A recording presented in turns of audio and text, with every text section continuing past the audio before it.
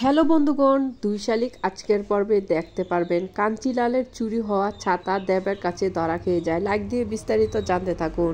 ঝিলিক ভদ্রমহিলার কাছ থেকে ১০১ টাকা দিয়ে ছাতার বানা রাখলো। এইদিকে নীলিমা পেয়ারকের কাছে ফোন করে বলে, দাদা ওরা তো ১০১ টাকা দিয়ে ৫০০ ছাতার ডেলিভারি রেখেছে।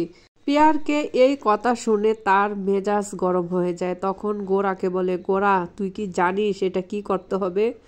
এই অর্ডার ক্যান্সেল করতে হবে। এই ক্যান্সেল করার জন্য যা যা দরকার তুই তাই করবি। শহরে গৌরবের জ্যাঠাকে বলে, বাকি কাপড় আনা যাবে আমি যদি ফোন করি। তখন ঝিলিক আখিকে বলে, তোর মন খুব খারাপ, তোর রাত্রে জ্বর এসেছে নাকি? আখি বলে, না আমি ঠিক আছি। ঝিলিক বলে, দেব আজকে আসেনি?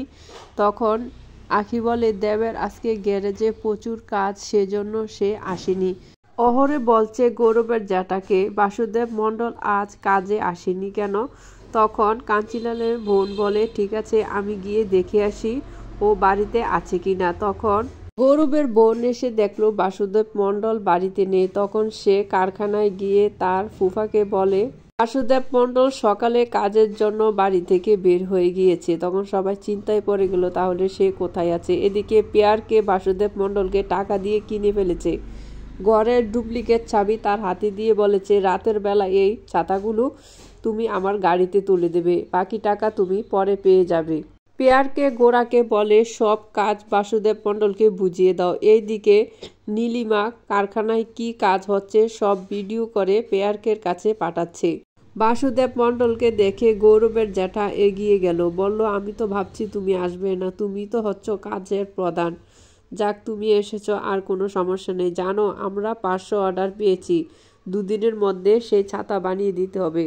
বাসুদেব মণ্ডল বলছে, ঠিক আছে পারা যাবে, আপনি কোনো চিন্তা করেন না। এদিকে আখি দেবাকে ফোন করে বলছে, তুমি কি খাবার খেয়েছো? দেবা বলে, না। এদিকে সবাই ঘুমিয়ে পড়েছে কারখানায়। বাসুদেব মণ্ডল সবাই নাকে ঘুমের স্প্রে মেরে মুখে সাদা কাপড় পেঁচিয়ে কারখানায় যা ছাতা তৈরি করা হয়েছিল সব গাড়িতে দিয়ে দেয়। তখন গাড়ি যখন মালামাল নিয়ে যেতে লাগে তখন দেবের সঙ্গে ধাক্কা লাগছিল। তখন দেব বলছে, তোদের কিসের এত তাড়া রে? গাড়ির স্পিড এত বেশি কেন? দেখি তোর গাড়িতে কি আছে। এইদিকে ড্রাইভার অনেক ভয় পেয়ে যায়, পেয়ারকে স্যারের মাল যদি ধরা পড়ে যায় তাহলে আমাকে শেষ করে ফেলবে।